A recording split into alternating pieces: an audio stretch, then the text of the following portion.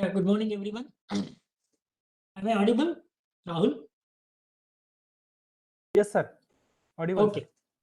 Okay. Thank you very much. And welcome you all for the second session of Metallurgy to Manufacturing 2021 at VNIT.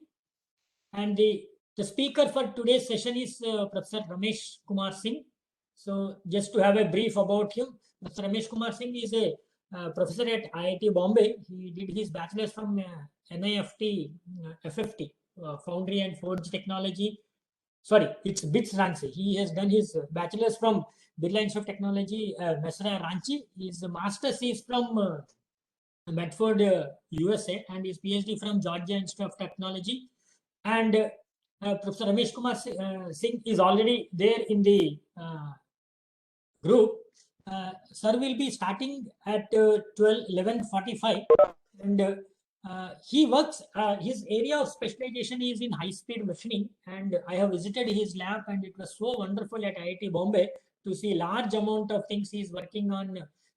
The deposition technique, where he has a laser cladding setup also.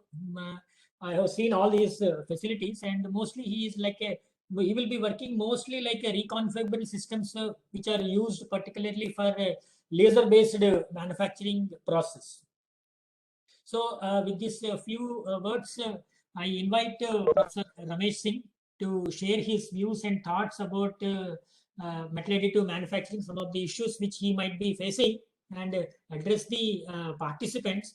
And he has some other meeting also at IIT Bombay at 12:30. So he'll be sharing with us only 45 minutes, but he will take questions over email, and last 5 minutes we can give him for some questions. Is it okay, sir? Good morning, sir. Good morning. Yeah, definitely. So let me just Yes. share my screen.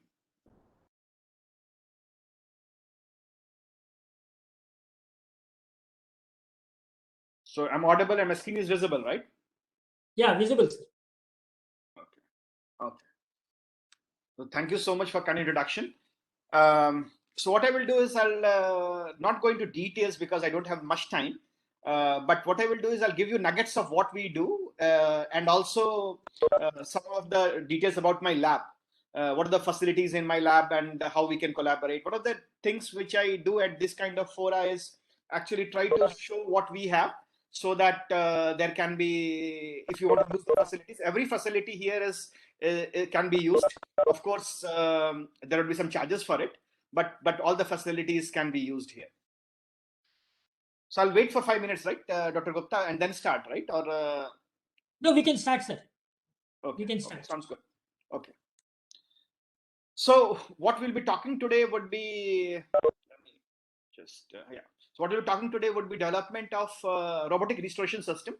So basically, I'll walk you through the details of robotic restoration system for repair of high value components. So that's what the theme of the talk today is. My name is Ramesh Singh, as Dr. Gupta has kindly introduced me, and I am currently the GK Devaragunlu Chair Professor at Department of Mechanical Engineering, IIT Bombay. So this will be the outline of the talk. I'll talk a little bit about IIT Bombay, a couple of slides, then the ME department, and primarily about my machine tools lab, what facilities we have. And as I said, all the facilities, everything is open for use to anybody. Anybody can come and use those facilities. So that's something which we want, because these facilities are one of its kind in the country, and we'd be happy to share with anybody who's interested in using those facilities. The second thing would be the development of robotic restoration system based on laser directed energy deposition. And there, what I will do is I'll first talk about the process modeling, the science behind the entire activity which we do, and then we'll talk about technology development. So basically, there will be two key aspects of it. One would be the science, and another would be the technology, and we do both. So that's something which we don't want to partition ourselves into doing process modeling and not doing technology development. So basically, our idea is to synthesize these two. So what we do is we use science to develop high-end technology. So that's something what we do, which discerns it from other researchers. So this is IIT Bombay. These are some of the pictures of one of the hostels. We have a lake, and we are blessed with flora and fauna. And then we have 15 departments, 16 centers, 4 interdisciplinary programs and schools, about 700 faculty now. Budget is close to 350 crores. R&D funding is there, which we get from various sponsored and consultancy research. About 1,300 staff. The students, now the number is 12,000. The number this year is 12,000. This is an old number. About 1,300 project staff. We publish about 1,500 papers every year and file about 130 to 140 patents every year. And the skills rankings are pretty good. The technology and engineering and technology rankings have gone down a bit. Now we are 47, and our university ranking is 177. So we have gone down a bit, but still we are number 1 in India. And the department, we have also 2 faculty members, 300 PhD students, about 250 MTech students, reasonable amount of funding, and we publish close to 400 journal papers every year. We have a BTech program in mechanical engineering, MTech in thermal fluids design and manufacturing. We have another MTech program which is very interesting. It's called Materials Manufacturing and Modeling. It's an interdisciplinary program. We offer this with the Material Science and Metallurgy department and mathematics. And this is primarily for the practicing engineers. We actually started this program for training engineers from Bharat Forge. And we trained about 75 people from Bharat Forge, and they are all now into, they are the ones who have started Kalyani Center for Technology and Innovation. So the entire R&D of Bharat Forge has been trained by IIT Bombay. And of course, we have a PhD program. So now a little bit about Machine Tools Lab. These were just a couple of slides about IIT Bombay and Mechanical Engineering Department. So this is the area of interest in the Machine Tools Lab. It's one of the oldest labs at IIT Bombay. And I have 4 research verticals. The first one is micro machining. And in micro machining, what we do is we use very small tools. The tools which we use are smaller than human hair. So the smallest tool which you use is 25 macrons, which is 1/4 of human hair. We build our own machines because using those tools is not trivial. Since that's not the key topic in this area, so I'm not going in detail, but that's another challenging area by itself, micro machining. So we develop machines and we also understand the process. The more interesting thing would be something called, I use a concept called flexible reconfigurable fiber laser manufacturing. And here what we do is you use fiber lasers, and fiber lasers inherently have very high wall plug efficiency. So they're very efficient to use. If you use Nd:YAG lasers, they have like wall plug efficiency of 7%. These are close to 35 to 40% efficiency. So these are very good lasers. Plus, you can deliver the laser using a fiber. So you can deliver the laser 100 meters away from your laser system is. So that's another big advantage. And also what you can have is you can have multiple process fibers. So you can either do beam splitting or beam switching. So with one laser, you can have multiple process heads. You can use cutting, welding, deposition. With just one laser, you can do multiple things. So the flexibility and reconfigurability is very high with fiber lasers.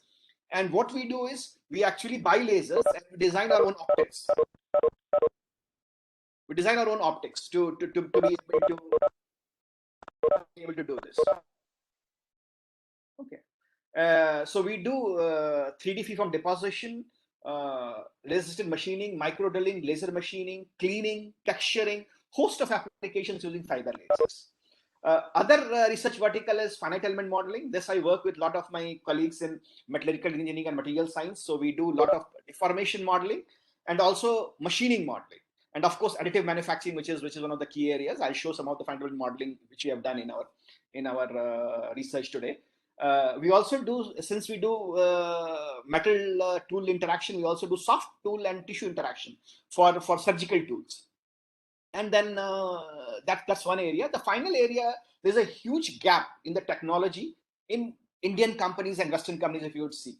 And one of the key things which is lacking is the product development capabilities of Indian industry. So what we want to do is we want to work with Indian companies to develop special purpose products and basically create science-enabled technologies to bridge this gap, which is there between the Indian industry and their foreign counterparts. Because a lot of technology is not being given to us. So I work very closely with Indian industries. I work with CET. I work with at least 10, 12 companies, and we have very aggressive industrial interaction. And we deliver products which are used in their shop floor. I'll show some of the examples today also as we go forward of what technologies we have deployed in various companies. And these are the facilities in Machine Tools Lab. We have 5-axis machining center, we have micro machining center, lathe, milling machine, wire EDM, die sink EDM, all sorts of lasers, 100 watt, 3 kilowatt, 30 watt nanosecond pulse laser, 6 kilowatt QCW fiber lasers. So we have whole gamut of lasers.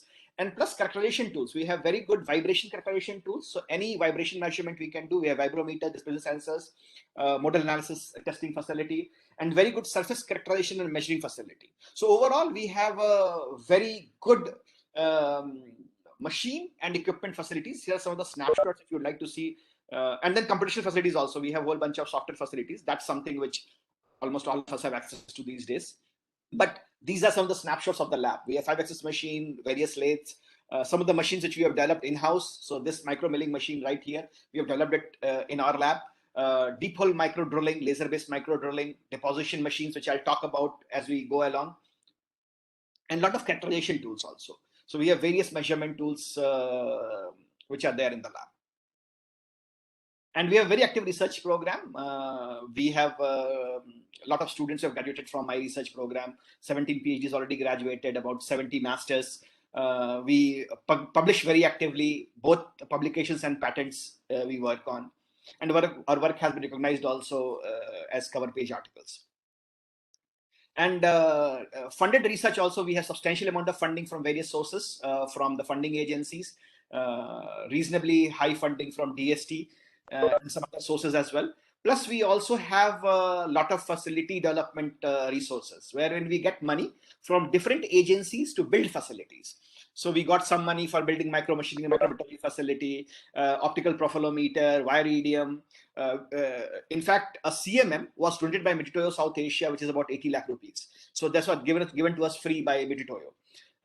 Plus, we are in the process of getting this contact profilometer from Mitutoyo and 3D optical profilometer from Brooker. So we have a pretty state-of-art characterization facility supported by various funding sources, and in some cases even industries have supported us. And one of the things which distinguishes my research from other people is substantial money actually comes from industry. I have very close collaboration with Bharat Forge, L&T, CA Tires, NTPC, Pest Control India, Bond Safety Belts, KGK Diamonds, Aditya Birla Science and Technology Company. So I work very closely with Indian industry, and this money comes for research as well as product development. So we have developed a lot of products for different companies. So let me give you the list of what we have developed. Some of the things which we have developed is high-speed micro machining center. I'll show that in next few slides. And robotic distribution system, of course, the entire talk is on that. So I'll not go into detail of that. We developed conformal 100 nano polishing machine for BRC way back in 2000. Then we developed a sterilizer for pest control. This was primarily for it's an ethylene oxide sterilizer. It's for reducing the microbial load of all these spices, tons of spices. This is if you imagine, this is actually give close to a 8 feet by 8 feet into 28 feet long. So it's a pretty huge sterilizer, the biggest in India ever designed and built. And then we also developed some designs for a fall arrestor, safe and arm device for shells for ordnance factory. Then I worked very closely with CA Tires. We developed basically a metrology system, vision-based metrology system for their tire building machine. So when they build the tires, if the edges don't match up, there would be imbalance in the tire. Regardless of what you do, this cannot go away. So they had no way of measuring that edge unmatching. So somebody was eyeballing it, and if it was not matching up, he will manually unwrap it and then rewrap it. And it will basically, during this process of unwrapping and wrapping, he will lose at least 3 tires. You can make 3 more tires automatically. So this is a very tedious process. So what we did was we deployed a vision-based system wherein automatically it would tell whether the edges are aligned or not. Then we also built something called a laser vent cleaning machine. I'll show the example of that vent cleaning machine. And we automated their entire manual process for that. I also work very closely with diamond industry. So I basically try to characterize their diamonds, and I'm trying to develop some digital personalization for them. We're developing an optical code which could be scanned by a cell phone, and this would be so what you can do is the diamond would be, so any jewelry will be unique. This jewelry will have a unique optical code, and this jewelry, when gifted, if you scan with your cell phone, all the social media profile, your love letters, whatever you want to do as part of gifting, that experience of gifting would be personalized. So we are building a system for that. Then I worked for a CPAP helmet interface with Thermax for COVID-19. We are working with J Chemicals for developing their meeting and dosing systems. And also we are developing spinnerets for Aditya Birla Science and Technology. These spinnerets are being imported right now. And these spinnerets have very small holes, about 100 micron holes. And they can be 50 or 60,000 of 100 micron holes all over the plate. So this is a very tedious process. And we don't have the capabilities in India right now. So we are using laser micro drilling for developing this process for basically Aditya Birla's group of companies. And this is used in viscose fiber extraction for making garments. And then we also have two startups from my lab. One is of my students who, and then other one is actually my existing students have started a company. So this is a ultra high-speed micro machining center which we have developed in the lab. Since you use tools which are smaller than human hair, the stiffness is very low of the tool, right? The tool will break under any force. So to reduce the cutting forces, we go at very high rotational speeds. Now, if you go at high rotational speeds, we go up to 150,000 RPM. So you can imagine how high we are rotating. So there would be big problems with the dynamics of the machine. So it needs to be designed so that the structure is very stiff. So we did static structural design, model dynamic analysis, and finally we budgeted the error. The machine we designed, we saw what the error was there in the machine. So that is what we developed in this. And I'll just show you a video of the machine in action. So this tool is about 200 micron tool, a bigger one, but we can go up to 25 micron. So this is how the machine looks in the lab, but this is something which you cannot sell. So what we did was we re-engineered it, repackaged it, and made a beautiful machine out of it. So this is what the machine we designed and built. And this machine has been commercialized by a company called Micromac Innovations, which has been started by my students. And we are actually getting a lot of, so we do both. We develop the machines as well as the process. So this is one thing here. It's a micro mold for making needle arrays, which will be used in painless vaccination. So that's one of the things which we are doing. We are doing a lot of micro channels and similar things, masks for different physics researchers. So a lot of things are being used with this machine. We're also trying to enter into a contract with the company for making surgical micro tools using these machines. And then this is one of the other products which has been installed in C8 factory. So this is called a laser vent cleaning system. So typically what happens is, you have seen tires, right? So these tires would have these spews, vent spews, which is like hair-like structure. If you see a new tire, there will be hair-like structures. So these hair-like structures come from the vents. And these vents, if you mold about 1,000 odd times, the vents get clogged. So you have to clean those vents. What they do is they use this a micro drill to clean it, and the micro drill breaks. So it will clog the vent, or what will happen is in some cases it can be there and it can get embedded in the tire. If it gets embedded in the tire, then it's a big risk, right? So what we do is we basically said that nothing doing will totally eliminate the mechanical processing, and we'll have a laser, nanosecond pulsed laser with an air jet. It will scan the thing automatically, find the hole, fire the jet, and blow the debris. So I'll just show you how it works. A small video of the working of the laser vent cleaning machine. So the entire science was different. So we did some experiments to find out what lasers would be used, what intensity is required, and then we design and build the machine.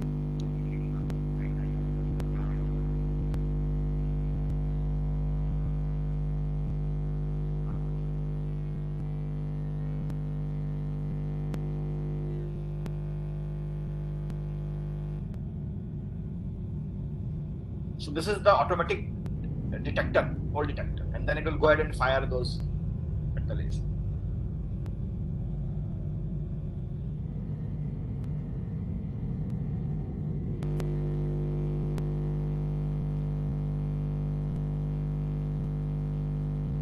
So we trained the C8 professionals, and finally we went and installed the machine in the factory. So this is us installing the machine in the C8 factory.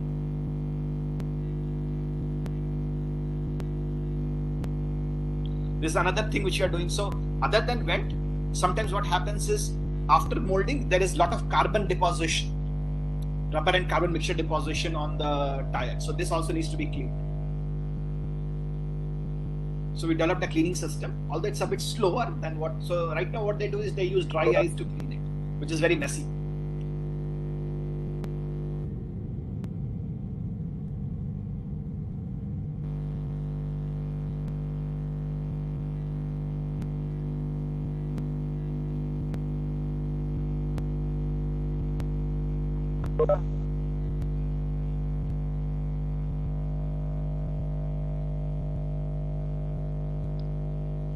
So you'll see it becomes reasonably clean once you wipe it off. So all the carbon and the rubber carbon mixture deposition is gone. Or research has been covered by various media, physics.org and various other scientific media. So now let's come to the topic of today, which is development of robotic restoration system. So this basically, in additive manufacturing, there are two key ways to do additive manufacturing. One is powder injection, other is powder bed. So powder bed, typically what happens is it is done in a controlled atmosphere, and typical the build volumes are very small. The build volume would be 300 cross 300 cross 300, then 300 mm by 300 by 300 mm. So it's a 300 mm cube tops. The build volume is very small, and the lasers which you use would be 200, 300 watt or 400 watt laser, not more than that. But if you really want to have a process wherein you can do building at a faster rate, these are very slow processes. So if you want to build it really fast and big things, so you really want to do rapid manufacturing. In that case, the system to go would be directed energy deposition, wherein there would be powder injection. So what we do is we do localized heating and rapid fusion of the material using a coaxial nozzle. And it has relatively no dilution and heat affected zone. So you can actually have controlled deposition where you have minimum negative things happening while deposition. So very low dilution. So only the fusion which is required, not extra heat is provided. So it's a very controlled process. You can have very good bonding with minimal damage to the surface. Now, this work which we did was the industry academia collaboration, and whatever we are developing would be in the end will be used by industry. So that's the deal. It's not just for the scientific end of it, not just for publishing papers, but a lot of it would be deployed in the industry. So at the outset, what we will do is, since the entire technology is based on science, we'll develop some of the process models and the science behind it. So that was the first thing we did. Then we developed the lab scale setup so that we can prove the concept and then go for big funding to build a physical machine. Then we developed these machines based in collaboration with interface design and this automation, and then testing and characterization. So we'll use real things from Bharat Forge and Aditya Birla, the dies for repairing, and then prove the concept of the dies. And then of course commercialization can be with various partners. So that's the idea of industry academia collaboration.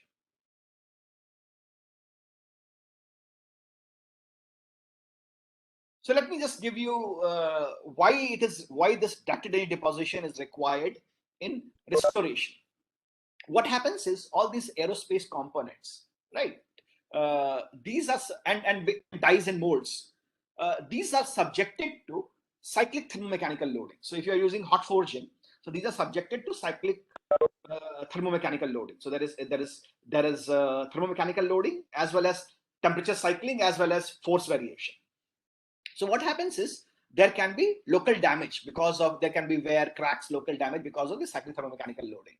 Now these components are very high value items, especially these dies and molds are very expensive. Now, if there is a damage in a die and mold, typically what they do these days is they will just scoop out the defected zone and fill using a welding electrode. So it's very ad hoc, imprecise, and unsustainable because you don't know what is happening. So they don't understand the science behind it. And I'll tell you why in some cases it will be very unsustainable, because it will fail immediately.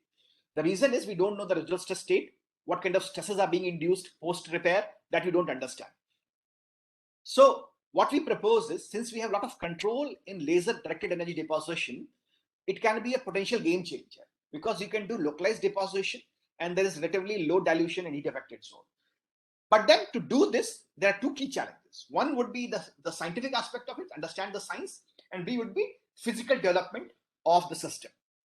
So if you look at the scientific thing, what happens is, in this case, you have a melt pool which is deposited over a cold substrate.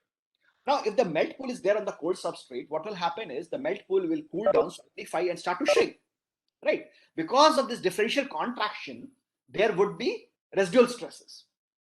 And in addition to this, what happens is, since the rate of cooling is very fast, there would be metallurgical transformations. So there are two key metallurgical transformations. The first metallurgical transformation is, since if you heat it above AC3, it becomes austenite.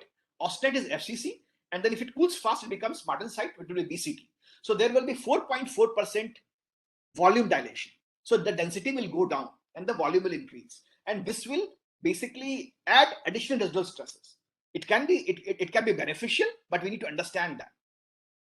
And also there is something called transformation induced plasticity. What happens in that is that if my martensite is being formed between martensite stat to martensite finish, MS and MF temperatures, if there is a stress acting on the while the martensite is being formed, it induces a plastic strain, which is called transformation strains. And these are some cases plastic, so that has to be accounted for.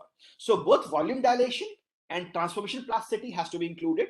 And if the tensile stress is, if the tensile of the stress is induced, then whatever we do is a waste, because what will happen is it will have very low fatigue life.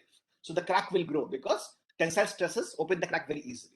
So we need to ensure that whenever we deposit, we induce compressive stresses. And if we can do that, in that case, our repair will be sustainable. So we need to understand the residual stresses fast. Also, what happens is, since there is a melt pool and the melt pool is being acted by surface tension, so there can be spreading of the melt pool. So geometry evolution will be a function of thermoviscous effects. And in some cases, the thermocapillary effect can do the movement of species from the substrate to the top. So there can be some dilution effects.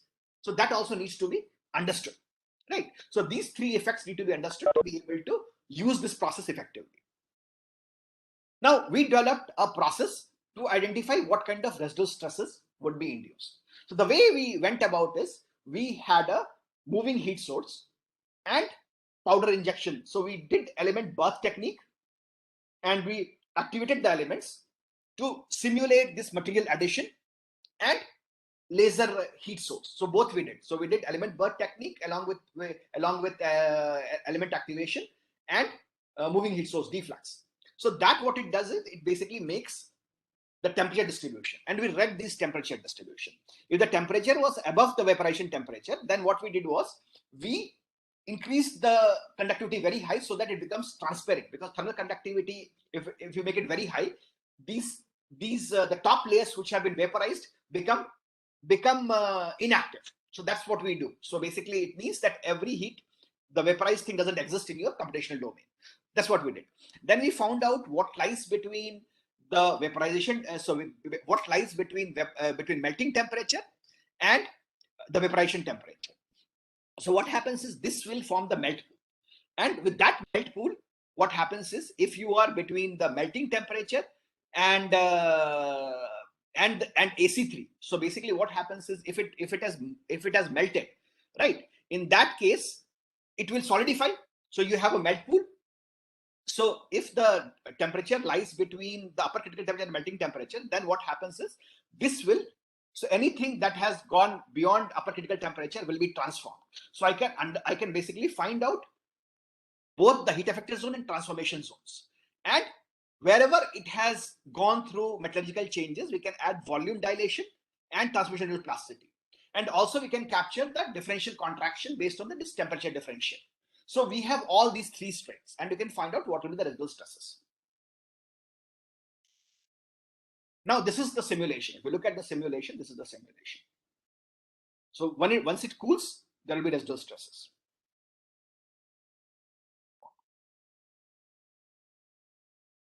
So once it cools, you'll see that there will be residual stresses generated. So right now, temperature is there. The next one is stresses. It cools down and stresses come. Okay. So if you look at it, if you just do thermomechanical modeling, what happens is you have a melt pool on top of a cold substrate. Now it wants to solidify and contract. So the maximum contraction, if you can imagine, would happen right at the melt interface. The melt interface will want to contract the maximum, and the bulk doesn't allow it to contract. So the maximum tensile stress will occur right at the melt interface. So if you do a thermomechanical modeling, that's what you see. You see that the maximum temperature occurs at the melt interface. But if you use the metallurgical transformations, what happens is, because of this tendency to expand, the residual stresses actually relax and they're much lower. And this is in good agreement with so if you use the metallurgical transformations, you are in better agreement with the experimental results. We measured these experiments by neutron diffraction doing in Australia, and we also did a lot of XRD measurements at IIT Bombay. So this data has been validated completely. Now it's a very interesting thing if you see. So now by and large we know that the peak residual stresses actually occur at the melt interface. So we developed the concept of critical linear mass density. So what happens is you have this melt line, the peak stresses at the melt line. And what happens is, because your maximum tensile is at the melt line and force balance, there would be some compression on the top, right? So if you have a way to push the melt front down, if you can push the melt front a little bit below, in that case, what will happen is that there would be the entire deposition can be under compressive stresses. That's a very beautiful situation. So what you do is, if you push the tensile stress into substrate, the entire deposition would be under compression.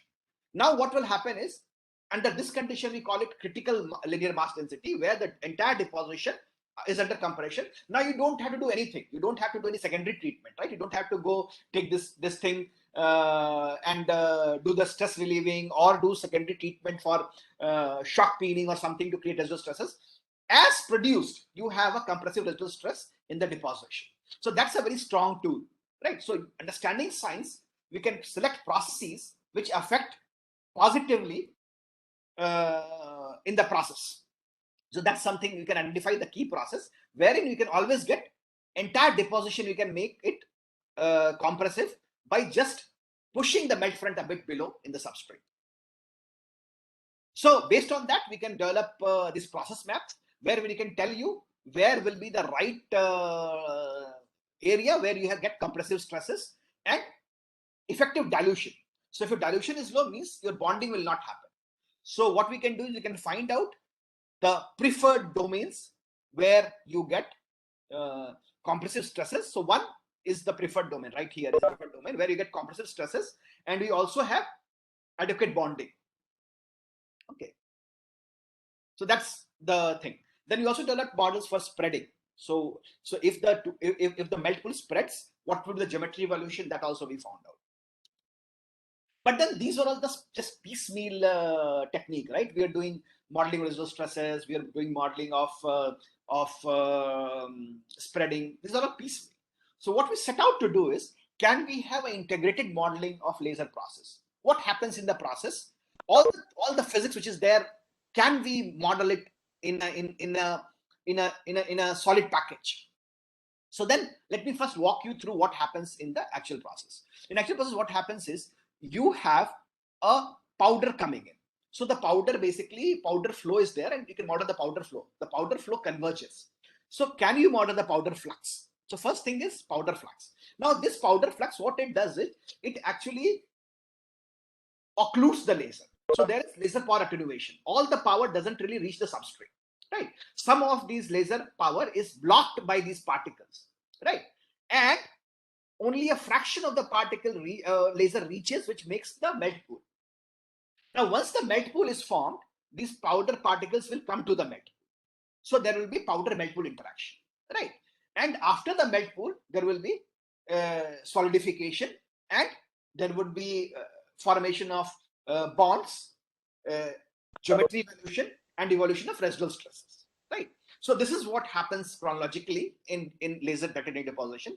Can we model everything? That's what we set out to do, and I'll show you how we did it.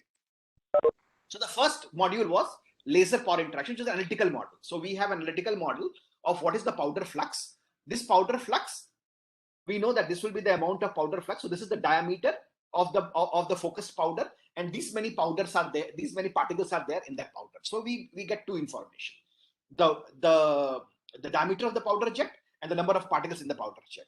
Then we also figure out how much of the power is attenuated. So this module will give me attenuated power and the diameter of the powder jet and the number of particles in powder jet. Then with this attenuated laser power, we simulate a melt pool formation by using a moving heat source with the attenuated power, and that would be via finite element model, right? And then what we do is, now we know what is the melt pool dimension. So how much of the powder actually falls in that melt pool, we calculate using something called this is basically and again an analytical model for figuring out catchment efficiency. Now based on the catchment efficiency and volume conservation, I can predict what will be the geometry, what height and what width will come out of it. So we find out height, we found out width. Width would be the melt pool area. So melt pool area will give me width. I can find out height, and I can also find out what would be the contact angle. So these will be the output from the third model, which is catchment efficiency. Then fourth model will be metallothermomechanical model, which I have actually shown previously. So all these four would be done at one go, and you can have predictions from that. So this is some of the details of this powder flux modeling. This powder flux modeling actually tells you that this powder comes from the jet because of the drag of the air. So the powder is dragged by the air jet, and the moment it exits out of the nozzle, the gravity affects it. So the gravity effects are not basically captured by other researchers. So this is what we implemented here. So if you see, so this is the actual image. So let me go back first. So if you see, without gravity at lower speeds, if your gas velocity is lower, so the drag will be less, and the effect of gravity will be prominent. So see, this is the model. The bottom square bracket is square boxes are model, and these do not take into effect gravity. But if you take gravity, it's so this triangle is experimental result and circle is our model prediction. Our model, it's very close. So basically, if you use this effect of gravity, we capture it very accurately at low carrier gas flow speeds. But at high carrier gas flow speeds, if you see, even the one without gravity also captures. So to summarize, the effect of gravity is very important at low speeds, because at high speeds, the gravity is nullified because the drag overpowers it. So we need to understand the effect of gravity in the powder flow. And then you make the melt pool. So in melt pool, what will happen is this powder flux which is coming can either fall into the laser shadow, or it can fall into the melt pool, or it can go out of the melt pool. So whatever falls in the melt pool is termed as catchment efficiency. So this much powder will be caught in that melt pool.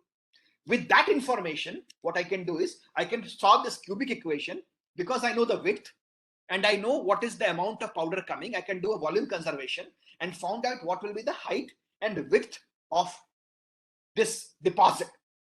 Now it's very interesting. If my height is lower than half the width, then I get this acute angle deposition, which is very good for me. The moment my height is greater than W/2, I will get these obtuse contact angle, and there will be inter-track porosity. So if you understand the process parameters right, I can use this model to predict where inter-track porosity will occur and avoid that. And then again, we did the same model which I explained to you, right? We did the metallothermomechanical model to figure out what will be the residual stresses and the dilution from this model. Now what we did was we went ahead and created a 3D process map based on these models. Very interesting 3D process maps. So I'll take you to all three. The first one is the geometry. So this one, if I have the combination of laser power, power feed, and scan speed, which is in this range, it will basically give you obtuse contact angles, which is not desirable. So your working process window is right here for favorable condition, right here. For if you want to look at this dilution, so if what happens if my D min is less than 1, it basically means what it basically means is the entire width is not getting melted. So the bond quality will be so there is minimum dilution or the minimum width is required so that your bonding is perfect. So if I have if I imagine if I have more powder than the melt pool width, in that case what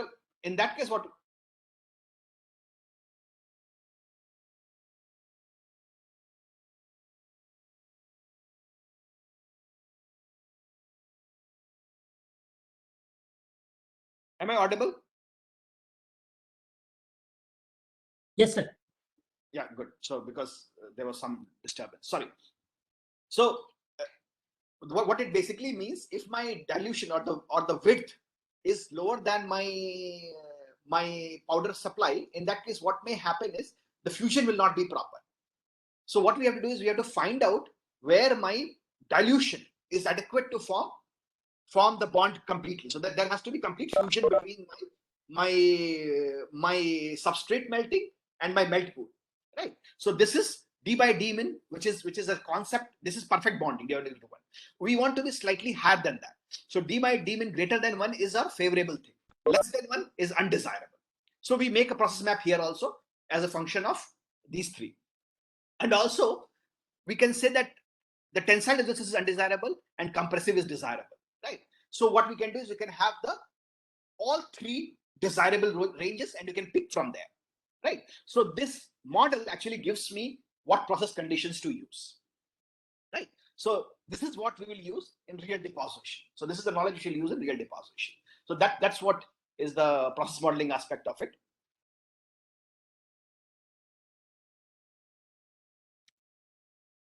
Then we set out to build a actual setup where you can do all this testing. We have developed all these fancy models. Now you want to understand how do you go ahead and build a system to do all these depositions and repair. So first thing what was we developed a lab scale setup. Then we developed a 5-axis and a robotic setup for energy deposition. Then we characterize the deposition process, and then we developed. So it's a machine wherein you can put your product. It will scan the damaged area, compare with the solid model, identify where the defect is, do the deposition, do the finishing, and do the inspection. So our basic idea is there has to be an autonomous registration system. That would be our dream, and we are developing all the modules for that. So we have two modules ready. The freeform deposition module is ready, and the damage detection module is ready. Now we have to work on the finishing technique. So there would be these four. There will be these four heads in these four mounting stations. So what you do is first it will go ahead, take the scanning head, scan the defective mold, find out where the defect is. Then it will go ahead and take the deposition head, deposit the material. Then it will go ahead and take the finishing head, finish it, and then it will go ahead and take the inspection and inspect it. So all these heads would be there and modular, and the process will be totally automated. That is the dream. So we have been able to do 2 of these modules yet. The other 2 are still in works. And then we'll show you some of the examples where we have done some mold restoration for industry. So this was it looks very simple.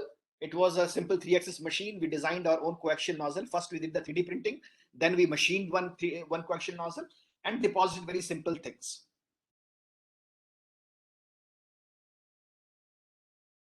Go ahead.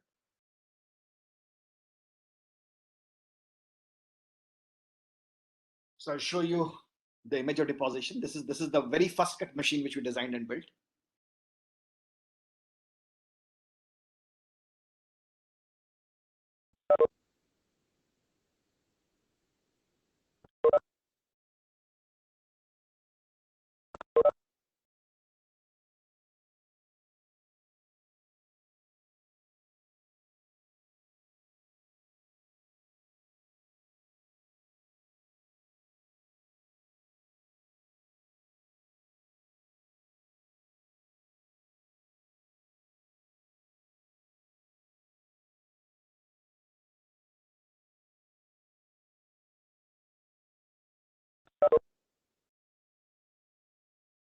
Then we went ahead and built a robotic system. There's a deposition head. So there are four main things. One is the deposition head. The second is the laser. Third is robot, and fourth is the powder delivery system, powder feeder. These are four systems. We integrate every system in one platform. So everything is actually controlled by the PLC of the robot. Everything is integrated. All the systems integration, everything was done in-house. Let me just show you a video for that.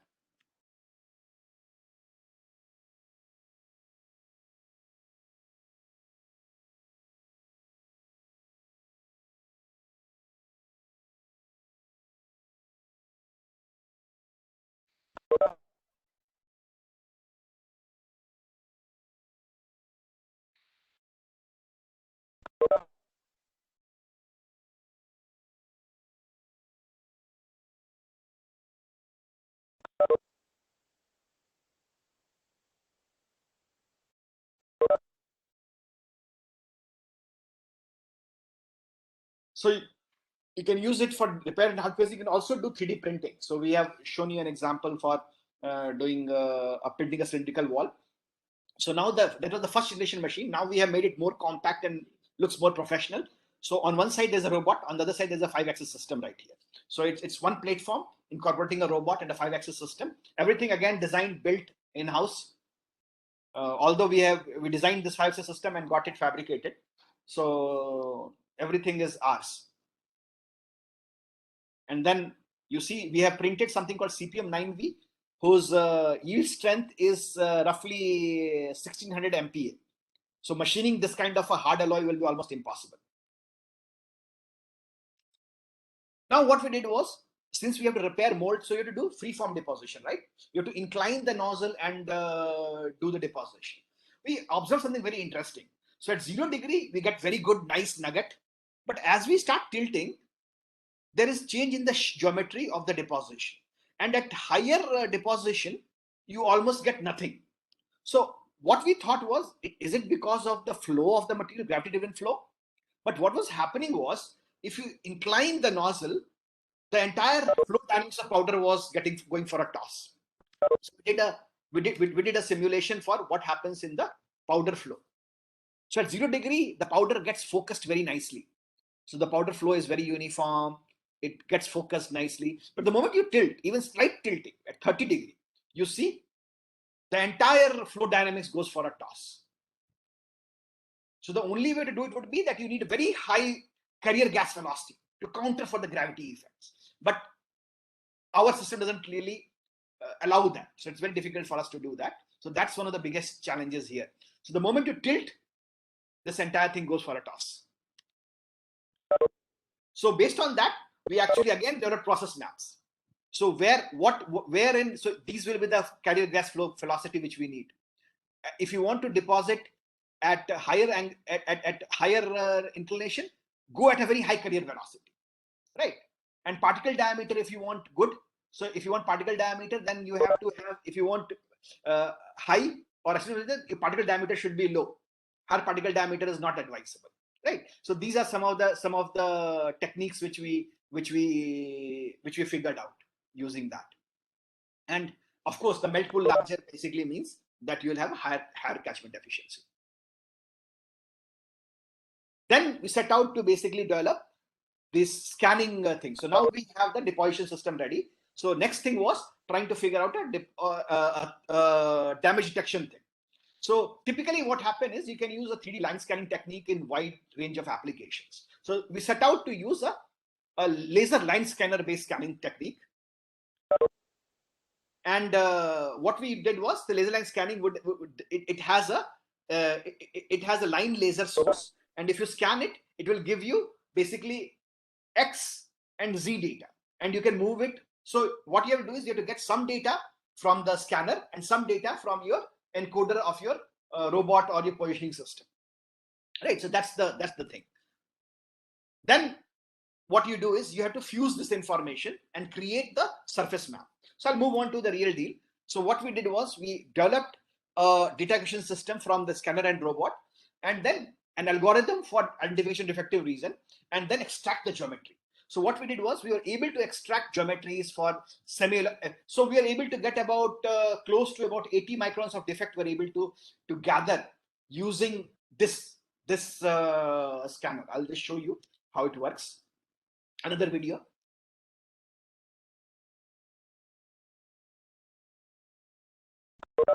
This is a scanner. It's mounted on a robot, and it's getting data, and this data will be basically accumulated. So some data will come from the line scanner, other data will come from the robot encoder, and then you fuse all that information.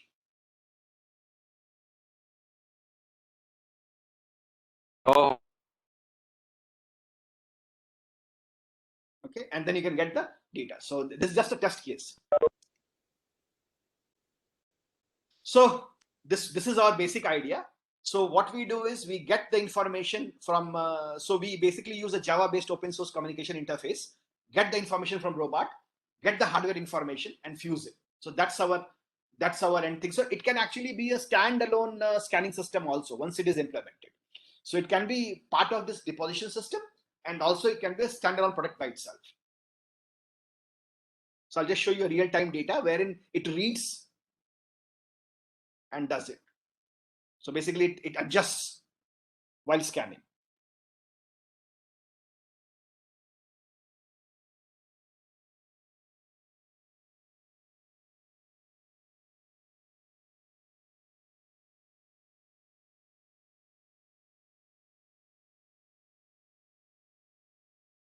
Because you have to do a scanning path planning, because if it is not focused, it will not get data. So you need to basically do the path planning for scanning as well.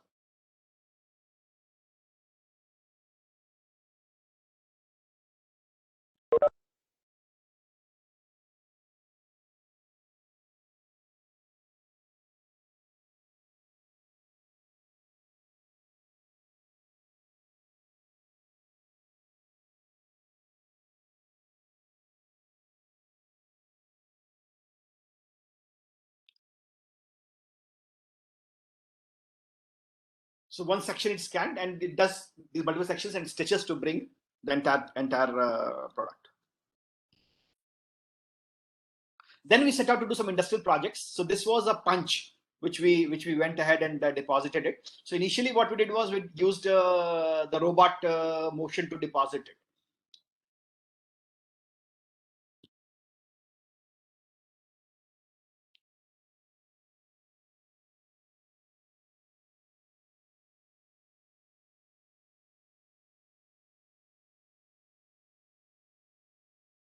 But with robot motion all over the periphery, it's not easy to deposit. There's limitation, and you'll get stitches everywhere. So you can do indexing and do 120 deposition using robot, but it's not the best way to do it. So then what we did was I'll just stop it here and then go to the next one. Sorry. Then we used an additional stage to do almost like a turning based deposition. So this is spiral deposition or helical deposition basically. And this turned out to be perfect.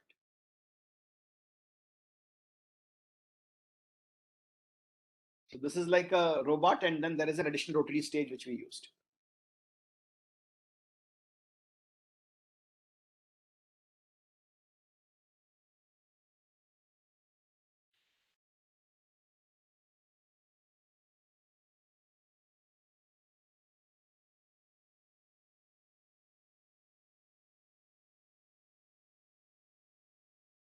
So now I'll just talk about, so one of the things which differentiates our work is a lot of the technology which we develop, we want to implement it for industry. We have our own startups. We also have industrial linkages to basically create a viable ecosystem for laser manufacturing.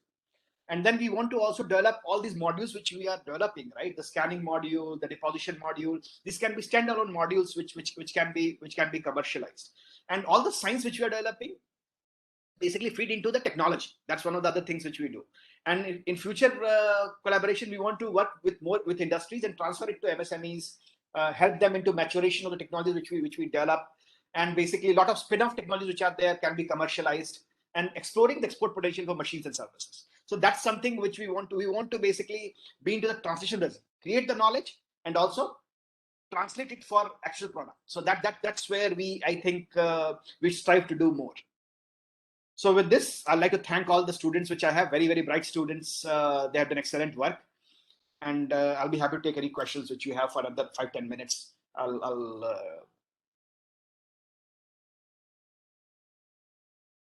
Yeah. Gupta, I think now the floor is open for questions. You can ask your participants to ask any questions they feel like. Thank you, Professor Ramesh Singh. And the forum is open for discussion. Quickly, you can have some 4 or 5 questions. Not 4 or 5, 3, 4 only. Good afternoon, sir. Yeah, go ahead, please. This is Anand Runal from SSN Engineering College, Chennai. Mm-hmm. In the defects that you told, the defect was clearly visible in the laser triangulation method. Suppose if there are undercuts, is it possible to detect using this laser triangulation? So if it is less than 4 microns, it will, because it's actually a line scanner. So Okay. if it's less than 4 microns, it will not. If it is more than 4 microns, it will detect that there is no point there.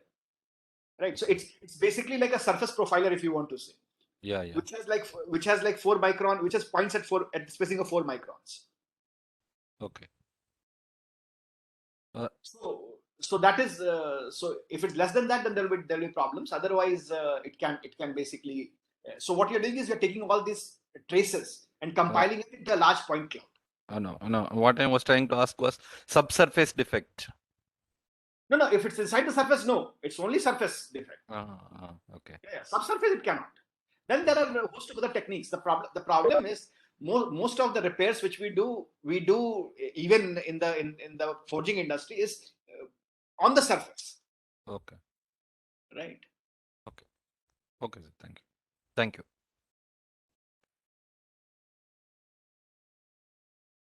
You see, the subsurface only we can do, sir. Inside the surface defects, actually, it has to be in the metallurgical aspect. It's not in the mechanical point of view, it cannot be done. So that there can be discontinuity, some porosity below, but we don't know that, right? Yeah. Correct. There is one question in the chat box. Can we attach an ultrasound probe in place of laser and get depth profiling? Ultrasonic probe, typically you can. There are scan systems, but you can, and if in that case you can also have subsurface data also, because ultrasonic can actually find out if there are subsurface damages or defects also. So that can be done. Yes. It's just that it's not in my expertise, so I have not done it. But I have seen a lot of people for weld defects. They use ultrasonic characterization, right? So why not? I think that should be a possibility because it's similar to welding. Correct. Anything else?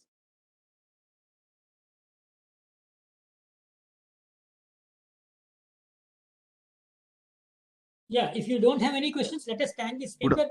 Thank you, sir. Thank you for your wonderful presentation. Thank you, Dr. Gupta. I wish I would have stayed longer, but unfortunately, I had scheduled the meeting before that. So no problem. Okay. Thank you very much. And if there are any questions, they can email me. If they need any facilities, I wanted to share the facilities because that was more important. If they want to use any facility, every facility here is open for use. You're welcome to come and use the facilities. Of course, you need to pay a bit charges, small charges, just to keep the system afloat. But that's about it. But you're welcome to use any facility in Machine Tools now. Thank you, sir. Thank you very much. Thank you very much. Yeah. Bye-bye.